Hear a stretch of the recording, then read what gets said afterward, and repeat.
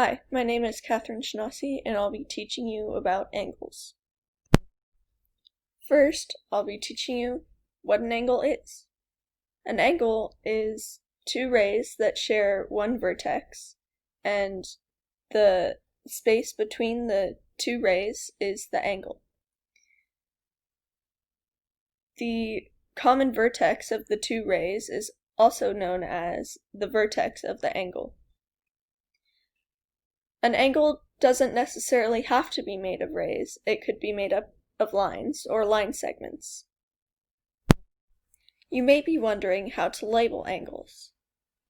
This is where you have to be specific. You cannot label angles after a single point. I will show you why in the examples. First, we have the two rays KL and KM. They share a common vertex, which is point K. If you were to label this angle, you may be tempted to call it angle K, but that would be incorrect. As shown in the example to the right, with lines NP and QO, their vertex is at point R, and if you were to label angle R, it could be the angle between N and O, the angle between O and P, the angle between P and Q, or the angle between Q and N. So the proper way to label an angle is to specify one corner. So in the first example, it could be angle LKM or MKL, and the vertex has to be in the center.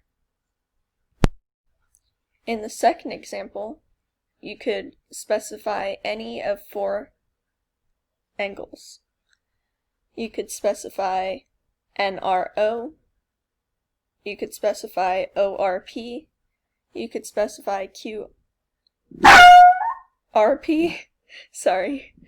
or QRN.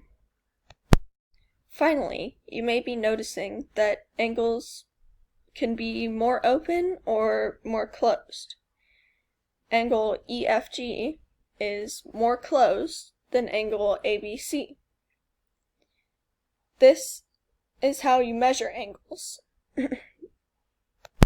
Thank you for listening, and I hope this gives you a good introduction to angles.